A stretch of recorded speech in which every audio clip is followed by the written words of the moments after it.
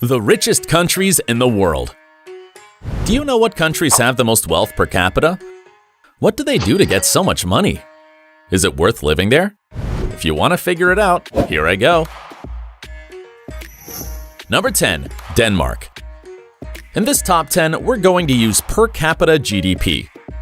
That is, all the goods and final services that a country produces in a year. In other words, the gross domestic product divided by the number of people living in the country. Denmark's per capita GDP is $61,478. Its economic model is known as flexicurity, where employers can hire and fire employees as they please. There's no minimum wage and you can start up a business within hours. On the other hand, the unionization rate is high, and there are a lot of collective agreements between companies and employees. They can get excellent unemployment insurance, though in 6 months the insurance is halved, and in 2 years it fully runs out. To get this insurance, you must pay a membership to the unemployment funds that are generally controlled by the unions and receive government assistance. Also, there's a social support system in charge of making sure that everyone has the minimum necessary to live. What do you think of the Danish system? Do you go for flexicurity, or job stability and minimum wage are more important for you? Number 9. San Marino. Per capita GDP of this small landlocked country surrounded by Italy is $61,508. San Marino was a tax haven, but it introduced measures such as forbidding anonymous companies in 2010 and reducing bank secrecy in 2017 to finally be removed from the blacklist. This was a hard blow to San Marino's economy. Between 2008 and 2017, the GDP decreased by 30%, but the country managed to reverse the trend by driving manufacturing and tourism, attracting foreign investment with significantly lower taxes than the rest of Europe, and succeeding in getting companies to open a branch in the country. Even though it's not a member of the European Union, San Marino helps the organization to stop money laundering, and its currency is the euro. Its own national designs are even on the back of this currency, as if it were a member of the Eurozone. Plus, it's the only country in the world where there are more cars than people. Number 8. Brunei. Brunei's per capita GDP is $64,405, but don't let it fool you. You may think the 460,000 inhabitants live like the Danes, but the truth is, they live humbly because most of the earnings go to the Sultan and his family. They manage the dividends that the main national products such as oil and natural gas bring. These are 90% of the GDP.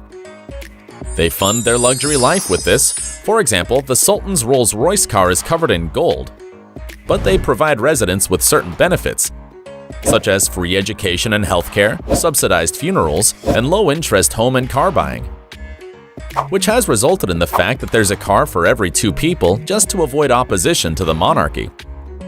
So the Sultan can allow himself to try imposing laws inspired by Islamic law, such as the death penalty for adulterers and homosexuals, although international pressure made him take this law back.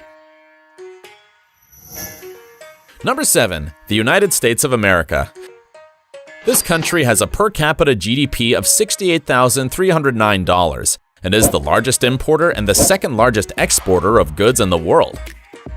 It's home to 30% of the millionaires in the world, 40% of multimillionaires, and 139 out of 150 of the world's biggest companies.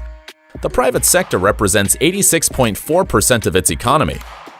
And this largely depends on the 30 million small companies that provide jobs for 36% of the employees, whereas the big companies hire 37% of them and the state hires 14% of them.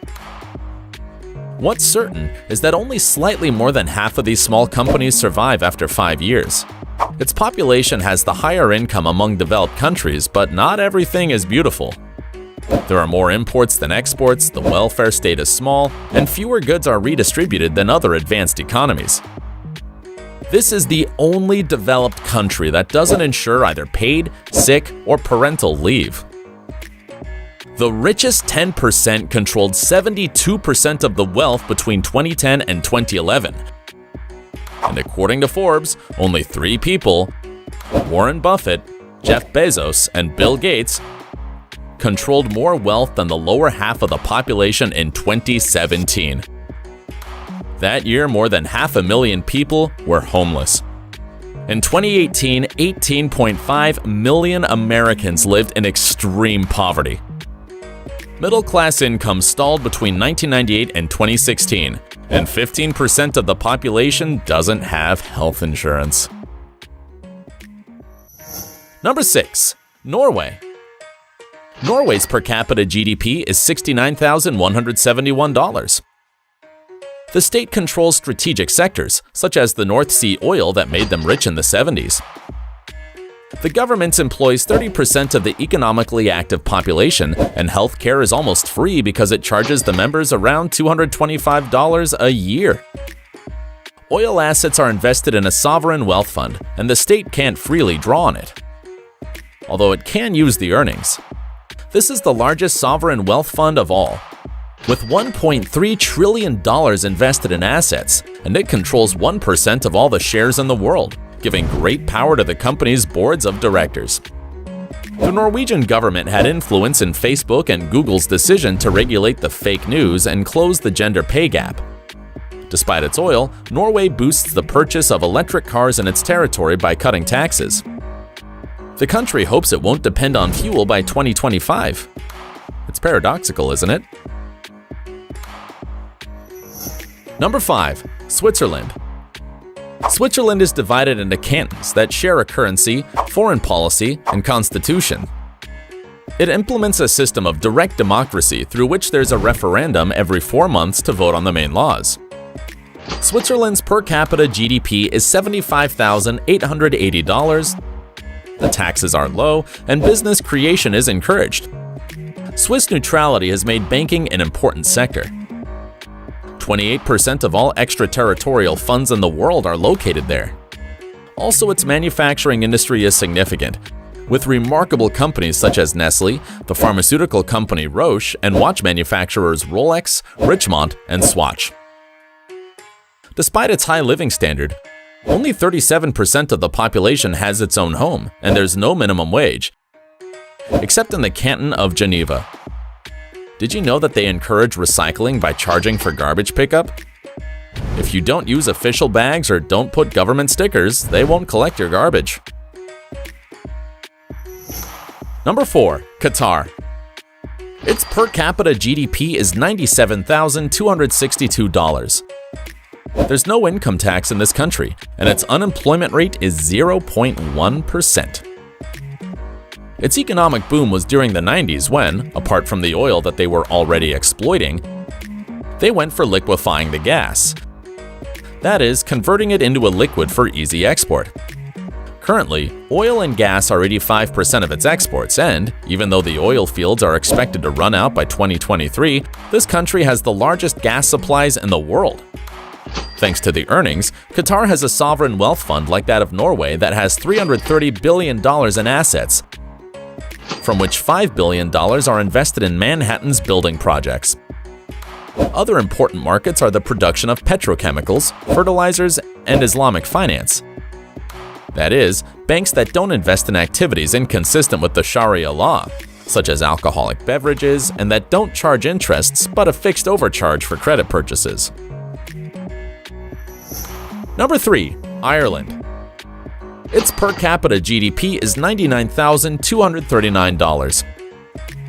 In 1987, this country was open to receive foreign investments and had a special economic zone with reduced taxes, but its unemployment rate was 17%. As a result of a reduction in the wage tax and the simplification of labor legislation, multinationals were able to expand their headquarters and hire more people. In 1999, the special economic zone spread to the rest of the country, and now multinationals employ a quarter of the Irish workforce and pay 80% of the business taxes. In total, 14 out of the 20 leading companies in the country are US multinationals. We can find Apple, Google, Facebook, Intel, Pfizer, and Microsoft. These names won't surprise you if I say that this country is one of the largest exporters of pharmaceutical products, medical equipment, and software. Number 2. Singapore. With $102,742 of per capita GDP, this city-state is a country with the highest percentage of millionaires. 1 in 6 households has $1 million available or more. Also, it's the second busiest port in the world per cargo tonnage, the largest ship repair center, and a major oil refiner. 44% of its workforce are foreigners.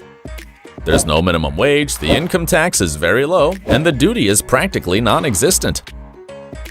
The government forces its population to save a quarter of their salary. They'll use this money for medical emergencies, education, or pensions. To reduce poverty, the state gives the equivalent of about $295 or $740 to the neediest households, covering health and education. Plus, it gives a voucher worth the equivalent of $122,500 to each citizen who has children, provides poor students with low-cost laptops and refunds for public transport. However, there's no freedom of expression, and there are some strict rules such as forbidding to chew gum, and people can be punished with up to 2 years in prison. Number 1. Luxembourg.